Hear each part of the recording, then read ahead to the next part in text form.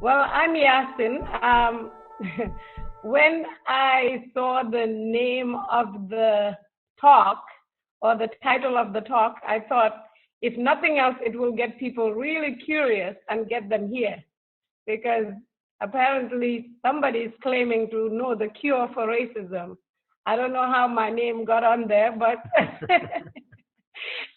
what I can assure you is that you will get a conversation directly from our hearts and our experiences. And David and I are opposites in some ways, and so you might get differing opinions as well. So we can promise you some very interesting things, a very interesting conversation at the very least. So thank you for having us both here. Okay, I'd like to start by just talking a little bit about myself. Racism is a very difficult topic for me to address.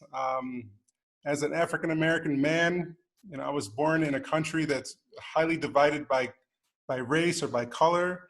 And racism has been at the heart of a lot of pain and trauma that I've experienced throughout my life. It's interesting because in America, there's a lot of fear connected with racism, and when you're a large male and you're a dark male, there's a lot of fear many times that is connected with this racism. But it's really painful for me because of my nature. I absolutely love everyone. I love people, and it's hard for me to interact with people when they don't feel comfortable, or if they're afraid of me, or if they have preconceived ideas of who I am as a person before they meet me. And it's very interesting because the person who brought me into this world, who enveloped me in the purest love, is my mother, and my mother is actually a Caucasian woman, and it's just interesting because that's one of the groups that I've experienced the most difficult interactions with. So it's interesting. I had to overcome this false idea of racial division very early on. So tonight I wanted to share some of my personal experiences journeying through my life in a country that's so divided by color. And I wanted to share what I found to be a solution to this horrific problem of racism. So I wanted to go back and read to you a talk from Abdul Baha. Okay, so before David gets into Abdul Baha's talk about racism, he's explained that he is the son of a white woman, and yet most of his bad experiences with race have come from women, white women particularly, and how painful that has been for him. Even though we share the same skin color, my experiences are in some ways quite different. Because I grew up in Africa, I grew up in the Gambia, and I grew up as the majority. So when I went to America was the very first time I actually was conscious of racism in my personal experience. And so I went to America understanding that the doctors look like me, the lawyers look like me, the presidents, all the presidents in my country have looked like me. And I didn't go to America feeling like a minority. If anything, I was always the majority. So experiencing racism and experiencing race was quite different for me in some ways and quite similar in other ways. So as we continue this talk, we will talk from both perspectives of an African in the US experiencing racism, one African, and as an African American with a Caucasian mother and brother experiencing race in America. So before we talk about Abdul Baha's explanation about unity, the way that I see racism is really it's a separation. It's a falsehood that there's more than one race, and that there's more than one race. There's actually only one race. It's the human race, and we have different ethnicities within that race. So when you deal with racism, you're talking about a distinction, a false distinction. And for me, I believe the opposite is actually the solution. It's unity. And Baha'is practice unity, they live unity, they breathe it, they eat it, they drink it. However, Abdu'l-Baha talks about different types of unity. And I believe that the solution for racism, you have to move from the unity of mankind to spiritual unity.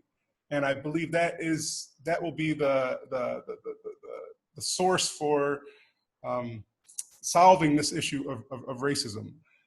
So I wanted to go back to a talk that Abdu'l-Baha gave to the Fourth Unitarian Church in Brooklyn, New York. And this is back in 1912, where he describes different types of unity. He says, what is real unity? When we observe the human world, we find various collective expressions of unity therein. For instance, man is distinguished from the animal by his degree or kingdom. This comprehensive distinction includes all the posterity of Adam and constitutes one great household or human family, which may be considered the fundamental or physical unity of mankind. Furthermore, a distinction exists between various groups of humankind according to the lineage, each group forming a racial unity separate from the others. There's also the unity of tongue among those who share the same language as a means of communication. National unity, where various peoples live under one form of government, such as French, German, British, etc. And political unity, which conserves the civil rights of parties or factions of the same government.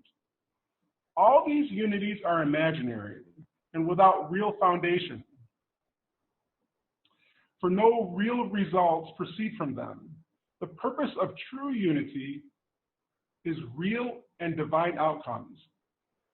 From these limited unities mentioned, only limited outcomes proceed, whereas unlimited unity produces unlimited result. For instance, in the limited unity of race or nationality, the results are most limited. It is like a family living alone in solitary. There are no unlimited or universal outcomes from it. Okay, so he goes on to say that the unity which is productive of unlimited results is first a unity of mankind, which recognizes that all are sheltered beneath the overshadowing glory of the all-glorious, that all are the servants of one God, for all breathe the same atmosphere, live upon the same earth, move beneath the same heavens, receive effulgence from the same sun, and are under the protection of one God. This is the most great unity, and its results are lasting if humanity adheres to it. But mankind has hitherto violated it, adhering to sectarian or other limited unities, such as racial, patriotic, or unity of self-interests. Therefore, no great results have been forthcoming. Nevertheless, it is certain that the radiance and favors of God are encompassing. Minds have developed, perceptions have become acute, sciences and arts are widespread, and capacity exists for the proclamation and promulgation of the real and ultimate unity of mankind, which will bring forth marvelous results. It will reconcile all religions, make warring nations loving, cause hostile kings to become friendly, and bring peace and happiness to the human world. It will cement together the Orient and the Occident, remove forever the foundations of war, and upraise the ensign of the most great peace. These limited unities are therefore signs of that great unity which will make all the human family one by being productive of the attractions of conscience in mankind. So that's the unity that Is everyone still with us? I hope. Okay. So that's the unity that you find in many Baha'i communities. Thank you, Kay. That's the unity that you find in many Baha'i communities. It's what the world needs. The world has to come together. And that's the unity that Baha'is are working so hard to achieve in their communities. So Abdul Baha goes on to talk about another kind of unity, which I believe is the unity we need to understand and internalize and manifest in order to solve racism. So he goes on to say, another unity is the spiritual unity, which emanates from the breaths of the Holy Spirit. This is greater than the unity of mankind. Human unity or solidarity may be likened to the body, whereas unity from the breaths of the Holy Spirit is the spirit animating the body. This is a perfect unity.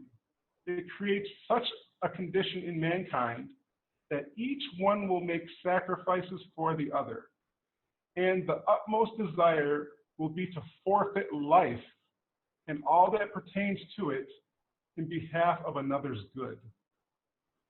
Yeah, let me repeat that, because I think that's so critical. It says, this is perfect unity. It creates such a condition in mankind that each one will make sacrifices for the other, and the utmost desire will be to forfeit life and all that pertains to it in behalf of others, of another's good. This is the unity which existed among the disciples of His Holiness Jesus Christ, and bound together the prophets and holy souls of the past. It is the unity which, through the influence of the divine spirit, is permeating the Baha'is, so that each offers his life for the other and strives with all sincerity to attain his good pleasure. This is the unity which caused 20,000 people in Persia to give their lives in love and devotion to it. It made the Bab the target of 1,000 arrows and caused Baha'u'llah to suffer imprisonment for 40 years. This unity is the very spirit of the body of the world. It is impossible for the body of the world to become quickened with life without its vivification. His Holiness Jesus Christ, may my life be a sacrifice to him, promulgated this unity among mankind. Every soul who believed in Jesus Christ became revivified and resuscitated through this spirit, attained to the zenith of eternal glory, realized the life everlasting, experienced the second birth, and rose to the acme of good fortune. So this second kind of unity, this spiritual unity, I think is really the solution, because when you recognize your oneness with someone else, when you see your soul in their soul, when you feel their pain, when you connect with them, you're very patient and you meet them where they are. And I think that's going to be critical for us in our journey of solving racism. So you can continue. So this is why you've got a David and a Yassin. So David is speaking and he's like, Baha'is live this. And then Yassin comes in and says, Baha'is are exhorted to live this. So it sounds really beautiful and sounds really fun. And yet we find it so difficult to do. How do you become one with another? How do you feel their pain? What does that mean in the lives of people who are suffering because of their skin color or because of their religion, or anything else, because of their gender, but in this specific space, because of their skin color? That is what we are going to talk about more with examples that Baha'is are exhorted to, and for the most part, try to live this unity. And that if the stories from our lives and our experiences can help remind us of both the pains and the joys and the possibilities, then we would have made a step forward, a little step forward here. So you're going to hear us talk quite a bit about Baha'is and the Baha'i faith So we thought David would just start by just giving a basic introduction to what that is. What is a Baha'i? Who are we supposed to be as Baha'is? That way, when you hear the reference, it makes more sense in case this is your first time to this fireside. Sure. So there's basic principles that Baha'is try to live by. You have the oneness of God, the essential unity of religion, the unity of mankind, equality of men and women, elimination of all forms of prejudice, world peace, harmony of religion and science, independent investigation of truth, the need for universal compulsory education, the need for universal auxiliary language, obedience to government and non-involvement in partisan politics, the elimination of extremes of wealth and poverty. And Shoghi Effendi, who is the guardian of the faith, he has a statement here that kind of goes a little bit more into detail. He says, the Baha'i faith is the independent search after truth, unfettered by superstition or tradition, the oneness of the entire human race, the pivotal principle and fundamental doctrine of the faith, the basic unity of all religions, the condemnation of all forms of prejudice,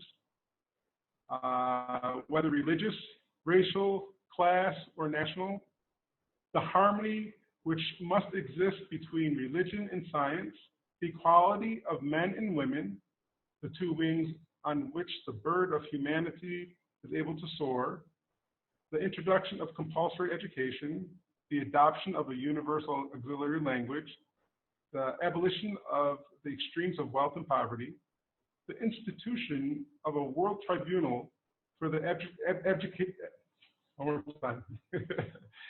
adjudication of disputes between nations, the exaltation of work performed in the spirit of service to the rank of worship, the glorification of justice as the ruling principle in human society, and of religion as the bulwark of the protection of all peoples and nations, and the establishment of a permanent and universal peace as the supreme goal of all mankind. These stand out as the essential elements which Baha'u'llah proclaimed. And then Abdu'l-Baha says, to be a Baha'i simply means to love all the world, to love humanity, and to try to serve it, to work for universal peace and universal brotherhood. Yeah, so I would say Abdu'l-Baha sounds, on the surface, it might sound very simple and less complicated than what Shoghi Effendi said. But to be a Baha'i simply means to love all the world, to love humanity, and to try to serve it. And I think that's what we're going to be talking about. If you have had children, have you tried loving them? Now add parents, add everything else, and then, add nations and the world and politics and, people who believe in different parties and so on. And you can see that it's seemingly simple or seemingly uncomplicated, but far from that. And so let's just start with what spiritual unity looks like, right? What is that supposed to look like? And I personally like specific examples and homework and things like that. So I'm thinking of just one example I wanted to set the stage with is this question of privilege. We don't think in this fireside we're saying anything new or anything different. I think what will be new about this conversation about race perhaps is our sharing of our personal experiences and our personal stories. But I wanted to contextualize that with this idea of privilege, because in this conversation, in this age of Black Lives Matter especially, this conversation about privilege usually divides or takes away from this unity. People come to the table and quickly become defensive. It's like, what do you mean I'm privileged? I haven't done anything or taken anything away from anybody. And then there's a shutdown. And I remember years ago, I went to a talk about disabilities or differently abled people and buildings, and how ramps are needed and parking, special parking and all of that. And I remember when I went to the talk, I went in with the idea of let me go and sit and listen and see how I can help. And then as soon as the first speaker got up, what he said was, it's not a matter of if you will have a disability in your lifetime, it's a question of when you will have the disability. And if you all live long enough, you will have a disability because you will get too old, things will start to give way.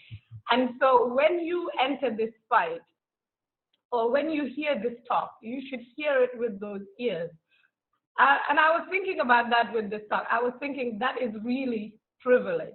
I went in as an able-bodied or not differently abled person with one idea in mind, and I walked away thinking, okay, there's no need for me to be defensive about my privilege. It's there. I don't need a ramp. I don't need anything like that. But once it was brought to my attention that one day I might need it, it kind of changed my activism about it. And so there was no need for me to argue for myself. It was just, okay, I see that I have this privilege. Now, how can I use it, right? So when we talk about race, if I said to you right now, in your lifetime, you're going to be black or brown, and it's going to be used against you, maybe it will have a different meaning. And that's not obviously possible in most cases. What we're saying to you is, you are us and we are you. Spiritually, we are the same. And so be interested, not because you feel sorry for us or think it's cute, but be interested because we are spiritual brothers and sisters. We're spiritually beyond brothers and sisters. We're spiritually one, which is why we said you are not your brother's or your sister's keeper. You are your brother or your sister. And so when we talk about our children, our families, our jobs, what we have experienced, try as much as possible to put your spirit in our bodies and feel it from that perspective. Really, that is our hope during this talk. And so I wanted to move a little bit further from that and say, in the context of that privilege then, what kind of conversations should we be having about race? And so what practical things, and I wanted to start with my children. My children were born in New York. I went to school there, wanted to come back to the Gambia with David to start a girls' education program. But they were born there and we had a home there. And about 4 years ago, we used to go because their grandparents were still in America, we would go see them. And about 4 years ago, my daughter came to us and said, if you decide to go to America again, we don't want to come with you. We would rather stay in the Gambia. We will give you a shopping list of candies and chocolates and things that we want you to bring back for us, but we don't want to go with you. And that really hurt our hearts because for us, this is their heritage. This is their birthright. And we want them to understand that culture as well. So when we asked why, our daughter said, every time we are in America, every time daddy leaves the house or you leave the house and drive anywhere, we are filled with dread and sadness that you might not come back. And the pain of that and the heaviness of that is too much for us. We would rather stay in the Gambia with our grandparents while you go and come back than be there with that anxiety every day. And so for me, that is the reality of racism and the pain of it and the motivation that should inspire somebody to want to do something about it. That if this were my child, and every time I left the house, they were filled with this level of dread, what can I do to minimize that? And that looks very different from, well, Black Lives Matter, but Blue Lives Matter too. Because you would inherently be thinking, that feeling of dread, how do I uplift that from the hearts of Black and brown children? So I think David has another example of friends of ours, because I consistently say, let's start. If somebody says, what do I do? Which I hope people ask, because I'm all about the practical. David is more philosophical. I always say, look in your circle. Look in your circle. How many Black and brown people do you have as your personal close friends who come to your house, break bread with you? You go to their houses, break bread with them, sleep in their homes, they sleep in your home, and so on and so forth. Is it so far-fetched? And if it is far-fetched in your life, at what cost is it? Right? So go ahead, David. Sure. So we're looking at what's required to overcome racism. We talked about the unity of mankind. So it's important that people recognize the truth that there is only one human race and that we are all members of one human family. And then we talked about moving beyond that, going to spiritual unity. Spiritual unity is when you see yourself in your brother or your sister, regardless of what background they come from. Spiritual unity is when you feel their pain when they're experiencing pain. It's where you see people who maybe speak a completely different language than you, who looks completely different from you, but you feel about them the way that you would feel about a family member or your loved one. So I believe we have to move from being sympathetic to empathetic. It's important to care, but you have to feel, you have to, lots of times it's really difficult because when you're talking about racism, especially racism in America, what African Americans have gone through, it's so horrific. Sometimes it's hard to imagine what it was really like for these individuals. And the hard part is that these atrocities have continued to happen in one form or another until present day. So what's important so I think one of the main things that we have to do is, if we're going to connect with the other members of our family, we have to understand exactly what they went through. We have to look at what happened in the beginning of slavery back in was it 1619. 1619 was when the first American slaves, the first slaves arrived in America. And to look at what they experienced on that trip from Africa to America, being packed like sardines in a boat, and even just to imagine what it would be like to experience that for 5 minutes would be so uncomfortable. But to imagine if you went through that, or your child went through that, or your loved one went through that, I mean, the trip would take like 3 months. So it's so horrific. I think the mind at times wants to separate it and just to protect your well-being. You don't want it to really imagine what that would be like. But I think it's critical that we do that. So I think education is important. I think we all need to go back and educate ourselves about what's happened in the past and what's actually happening now.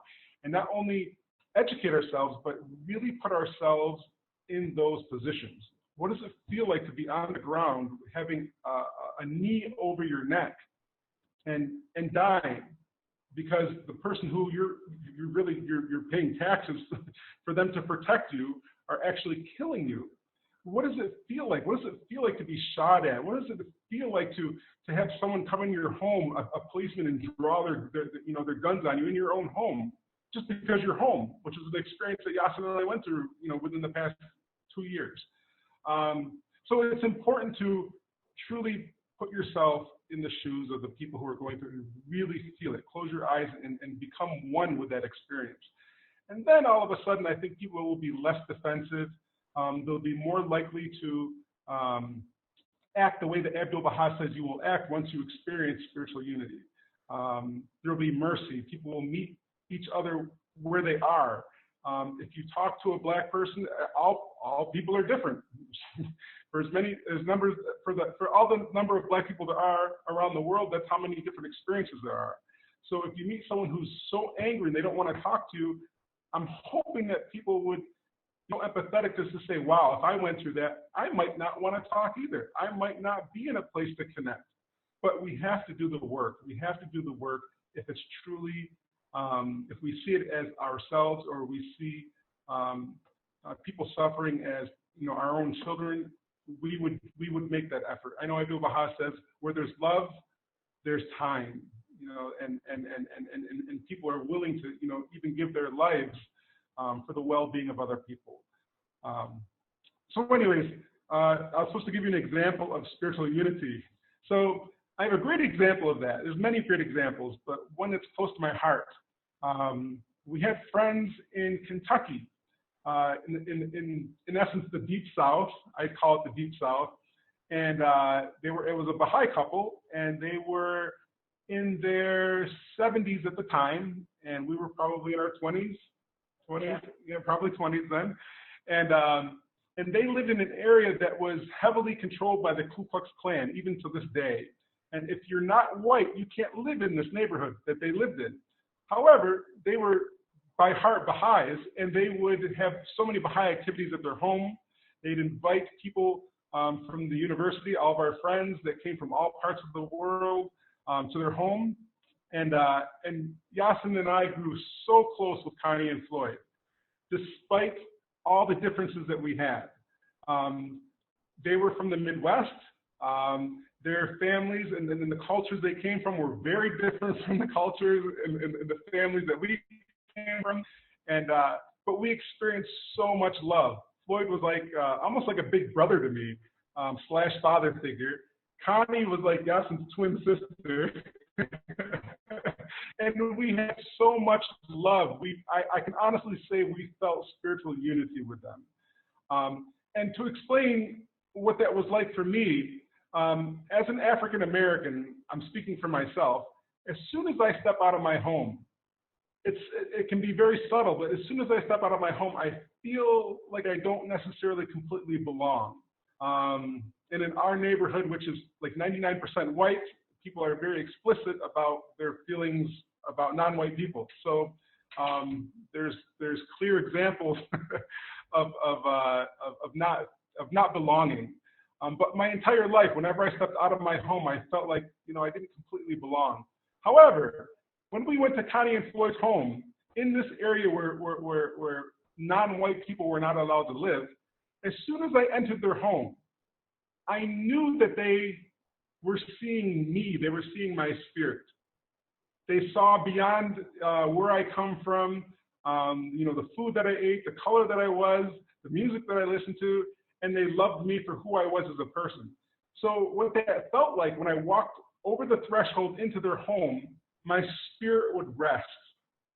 So the best example I can give is if you've been on your feet all day doing hard labor and you finally get a chance after hours to lay down and all your muscles just relax and feel comfortable. My spirit would do that when I was with them in their home. And we had so much love. Their home was truly our house. We had a key to their home, and they said, come whenever you want. So there were several occasions when we went to go visit them. They weren't there, so we made ourselves comfortable. We went inside, made some food, had some ice cream, and then they walked through the door, and they were so happy to see us. So for me, that's one of the examples of spiritual unity. I'm down here. I'm actually looking at Farzeen and Sheeta. Hi. And we recently had the joy and blessing of being guests in their home. And we felt so much love from them. So we have many examples of this, mostly within the Baha'i communities that we've been in. So I talk a lot. I'll let Yassin talk, but that's one example of spiritual unity that is close to our hearts. So as I'm listening to David, I keep thinking when he says, see me, I felt seen. I kept thinking, okay, hopefully by now people want to know what it feels like, what it means to be seen. And recently with, the Black Lives Matter movement, I've been looking at my circle of friends, and I've been thinking about it in this form. If, for example, I had a funeral, let's say, God forbid, I lost one of my parents or one of my kids, I would hope that as I interact, first of all, I would hope that my circle of friends, siblings, people that I was united with, would check on me. They would just call just to see how I was doing, as they see what is triggering me, right? So that's one thing.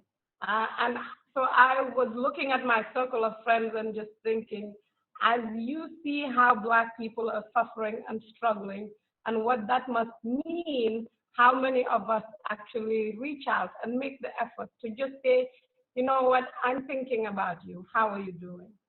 That's one.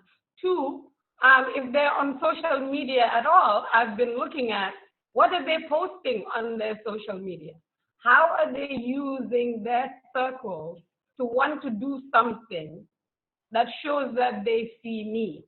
So if people are posting about somebody, being killed and so on and so forth, and let's say, I just lost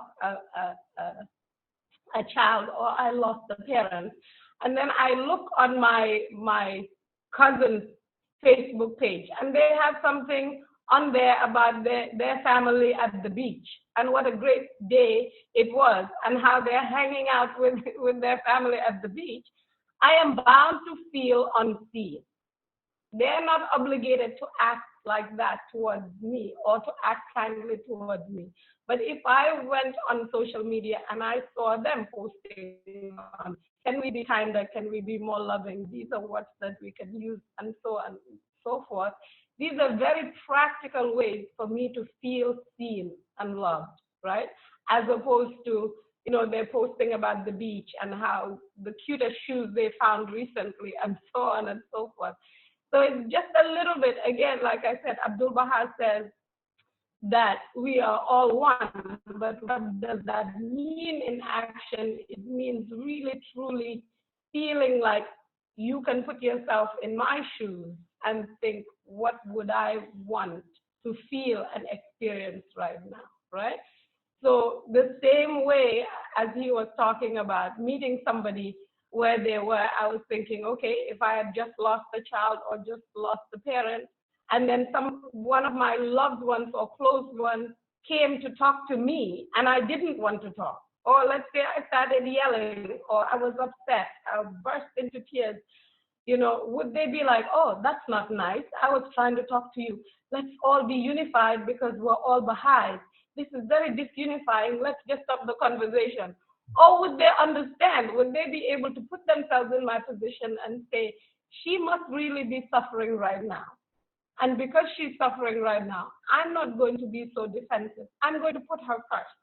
Maybe what she did to me or said to me did not feel good to me, but I can certainly see why she would feel that way. As opposed to, well, I reached out and they yelled at me and they were defensive. I'm out of here, I did my part. So again, going back to what it feels like to be seen, for me, is about that empathetic orientation that David talked about, to consistently go back to this person is me and I am them. And again, practically when it comes to even how we raise our children in the Baha'i community, when we go to choose books for them to read, what kind of books are we choosing for our children and our grandchildren? When we give them presents of books, are we thinking about how diverse it is? Are they seeing Black or brown children? I always say, David mentioned us traveling. Don't worry if you don't like visitors, we're not coming to your house. But we love to travel and see our loved ones and visit with them. And I remember one time, the gift of traveling and being able to see them is that our children have developed perceptions about people based on who has loved them in their lives. So one time we were reading something and somebody mentioned something about Jews. And I haven't met any Jews in the Gambia, but we have very loved ones that are Jews in the US. And our daughter said, oh, like Auntie Jennifer. And that really struck me because it means when somebody says a Jewish person, her association with a Jewish person is somebody that she knows and loves, and somebody who knows her and loves her. The same way, if somebody says a Persian, she has a love connection, a unifying connection with that person, not because she has read about them in the Dawnbreakers, but because she has been in their home, they can say, oh, Grandpa Fazil and Grandma Shida, these are real relationships. This is real unity that we are asked to cultivate. And it's really not about not talking about it, right? A friend of a sister of mine and I were laughing about it the other day. This idea that as Baha'is, we love to sing, look at me, follow me, be as I am, Abdul Baha, Abdul Baha, right? And we were talking about what does that look like, right? So there's a really wonderful story in the Baha'i faith about Abdul Baha, the son of Baha'u'llah, the prophet founder of the Baha'i faith, sending Lua Getzinger to go into vulnerable neighborhoods. And Lua went, and the house that Abdul Baha sent her to, it was very dirty, very filthy. The person was very sick.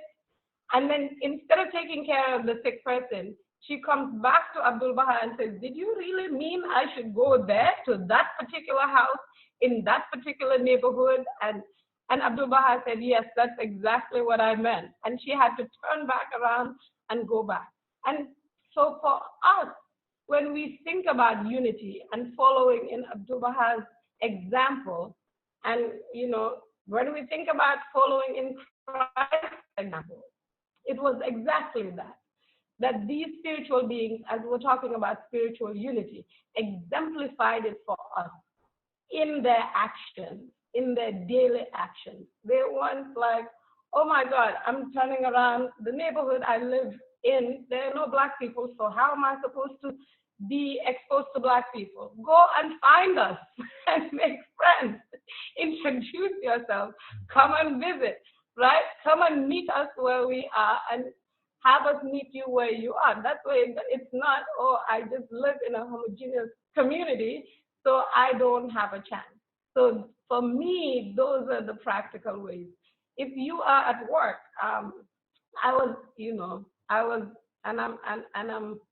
I'm painting myself in a certain very honest way. I guess that's how I am. But I was saying the other day that most of the time where I hear discussions about diversity is when we are ready to have our elections.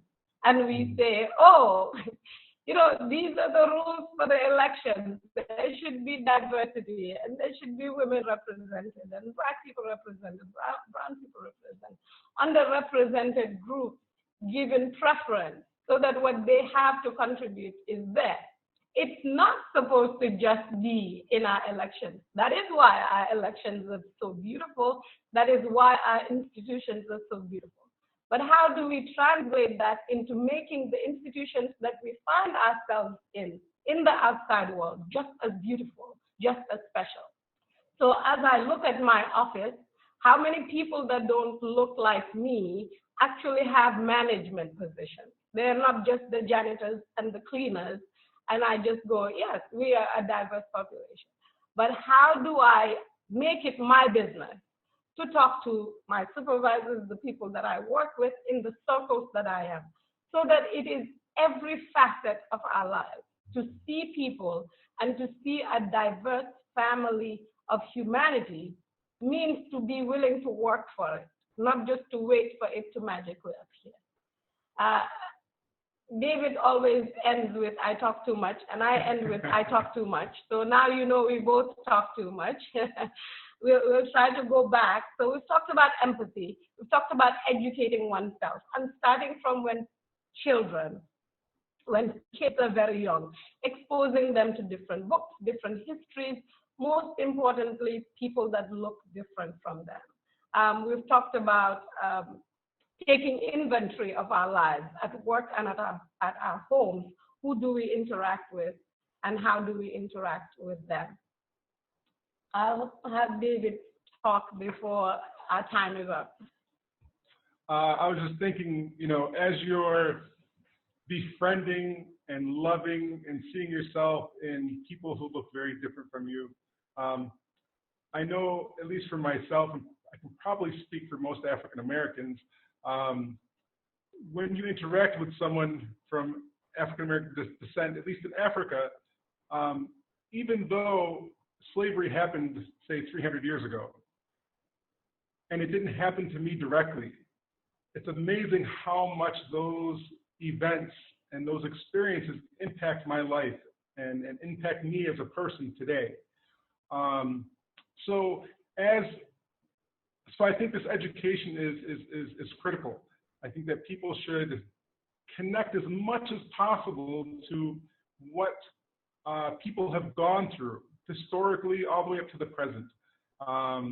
And again, that's being empathetic.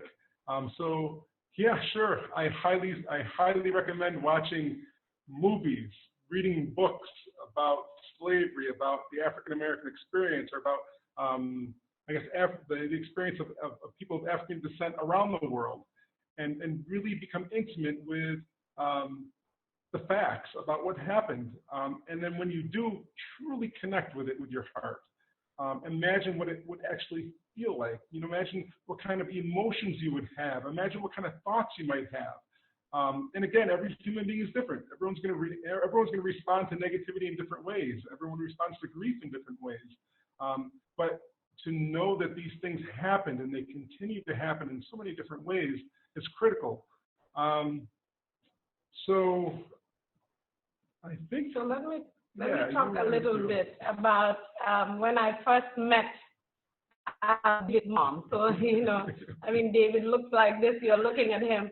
His mom, I'm going to put him on the spot. His mom is a white woman, and then his half brother is also had a white father, so he is also white. So David was the brown person growing up with the white side of his family. And his mom told him that he was pretty brown. So I can't convince him otherwise, and I don't want to. But he was told growing up, you're pretty brown. And so when he went to kindergarten and his teacher said, you're black, he said, no, I'm not. I'm pretty brown. And then he went home and said to his mom, my teacher called me black today. And his mom said, you're black in the American sense of the word, but look at you, you're pretty brown. And at 46 years old, he still feels pretty brown. But fast forward, I think having these conversations comfortably within our communities is important. Recognizing people's experiences and not hushing them, not using the oneness of humanity and that song, Flowers of One Garden, as a weapon. Let us not weaponize the writings that we have. So I remember some time ago, somebody asked our daughter when she was really little, maybe 4 years old, said, how is your grandmother? And my daughter turned around and looked at her and said, which one? The peach one or the brown one? And the person was shocked. And so they looked at me and said, what should I say? I said, I don't know what you should say. Are you asking about my mom? Are you asking about David's mom? Because in her mind, we had never made this separation to be something that it wasn't. It was, you're pretty brown, your grandmother's peach, and your chocolate, your different variation of chocolate color. That's what it is. But I think when we make our spaces open for these conversations to happen honestly, then we don't feel like once our child has married a black person, now we're not racist anymore. And so we don't look at our children and try to socialize them in ways where they have to deny one side of their heritage or the other side of their heritage, right? They embrace all the sides of their heritage because it's all beautiful. And so I remember when I met David in college, I was looking through his photo album. I knew I was going to marry him. And so I was looking through his photo album and I switched on one page and there was a picture of his mom. And I gasped and I said, oh my, no, he said, this is my mom. And I went, oh my God, my children's grandmother is going to be white. And he said, no, your children's grandmother is not going to be white. She's already white. But I had said earlier in this talk that I had grown up being the majority. I had grown up with the president looking like me, the lawyers looking like me, the janitors, the doctors, the teachers all looking like. So I had never really pictured having a mother-in-law or one of the sets of grandparents being white. And so he looked at me and said, no, she's already white. So you're just going to have to work out whatever you haven't worked out in your brain about. And then when I met her, one of the things she said to me, because we got so close, was, you know, when you cry, I can taste the salt in your tears. And I've never forgotten that. This idea that this white woman from a racist family in some ways, growing up in America, and me coming from Africa, she could feel so united in spirit with me that truly when I cried, she could taste the salt in my tears. And I think these are the kinds of unities that we're talking about. These are the kinds of relationships that we're talking about. So that it becomes not about judgment. It becomes about me saying, you know, a few years ago, we went back to the US and we hadn't called our neighbors because we live, our house in the US in a predominantly white neighborhood. And so we hadn't told our neighbors we were coming home. We got home and our neighbor had called the police to say somebody was in our house. And we are in bed and we hear this taser, this noise. It sounded like a bulldozer in the house coming towards our bedroom door.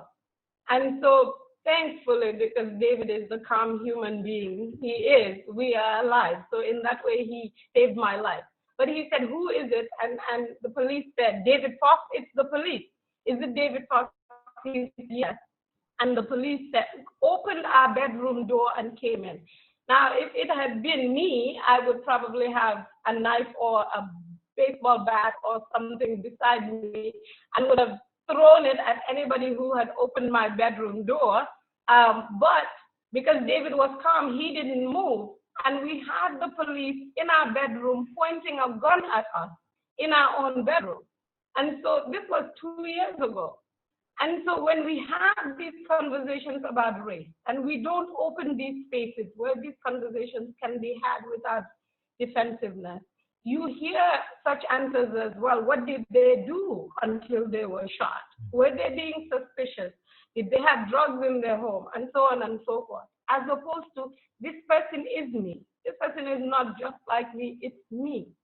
And because of my skin color, it's because of my skin color, there were certain assumptions that were made.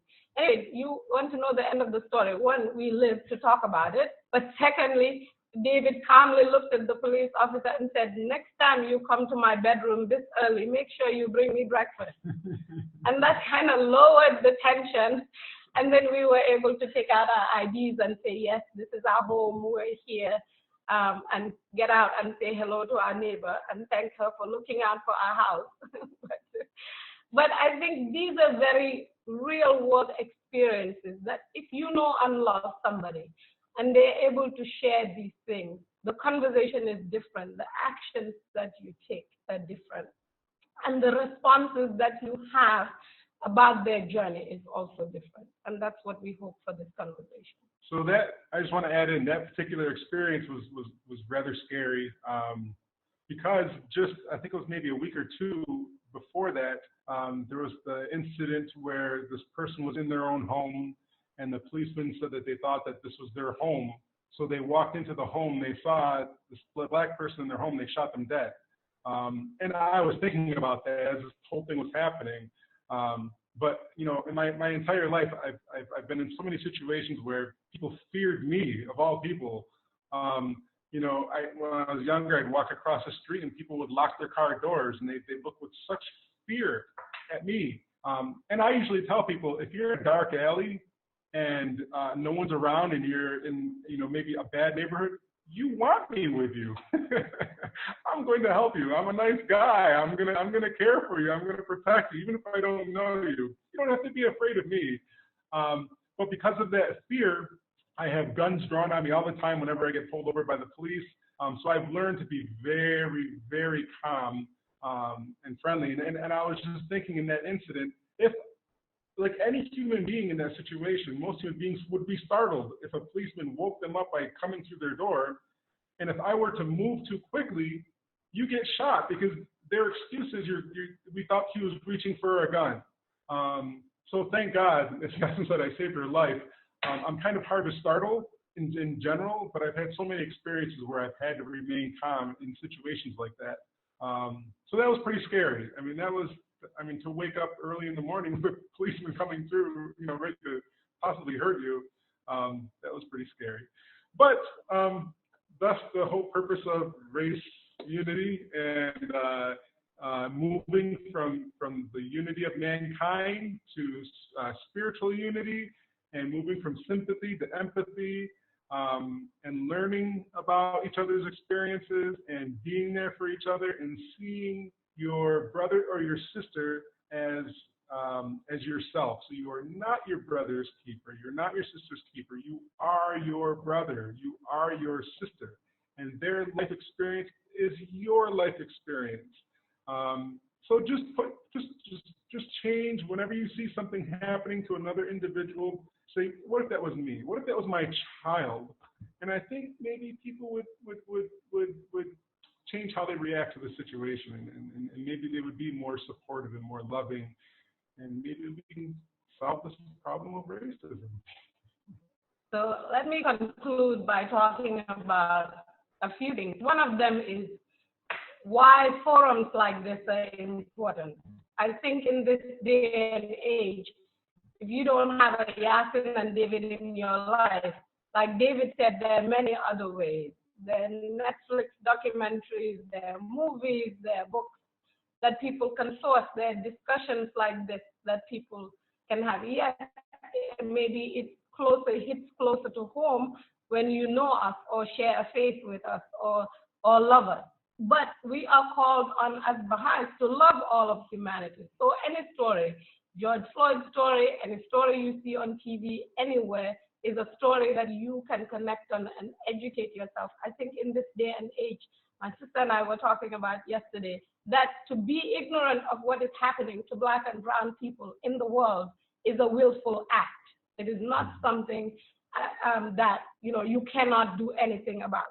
And then the other thing I wanted to close on is this idea of this quotation that I was told yesterday by Cooper Dunbar that said, until white people remember, Black people cannot forget. Until white people remember, Black people cannot forget. So to make it something that we are concerned about the exigencies of the age in which we live, that this is something you wake up with, and this is something you go to bed with. And this is something, and having said that, let me just say that the entry point is not cultural appropriation. If somebody has an African outfit or an outfit, a Black Lives Matter outfit, that is not the entry point to activism. Because a lot of people use cultural appropriation to make money. Yes, we are one people. Yes, we share this culture. But a good entry point would just be educating oneself and truly loving people who look different from us. And then finally, that Black and brown people are not really waiting to be saved. They are not waiting for somebody to do the activism. The activism is part of our lives every single day, every decision that we make, everything that we talk about. And so things like maybe seeing Africans different from African Americans, and this idea of those people, you're not like those people. Those are all aggressions, and those all take us away from the work, the real work, which is true spiritual unity. So David knows when I moved from the Gambia to Kentucky, Western Kentucky especially, I said, people need to be desegregated. And if they need me to go to a majority white restaurant and neighborhood, I am going to go. So there was a beautiful place that sold catfish in this county that no Black people lived in. And I made it my business every Sunday morning to go with David.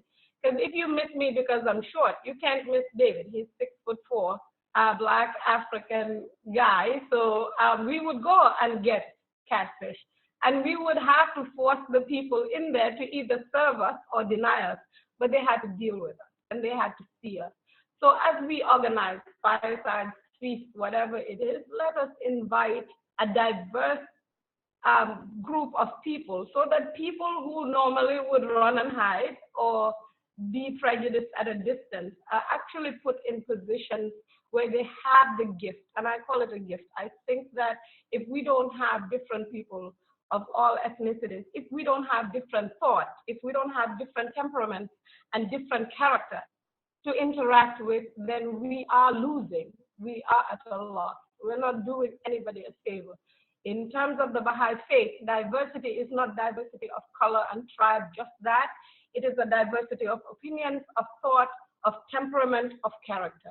And the unity that we're calling for is to understand that if I have a different temperament as you, it is a gift in our community. It is a gift in our world. If I look different from you, it is a gift in our community. It is a gift in our world. Whatever the difference is, we should welcome it and work through it.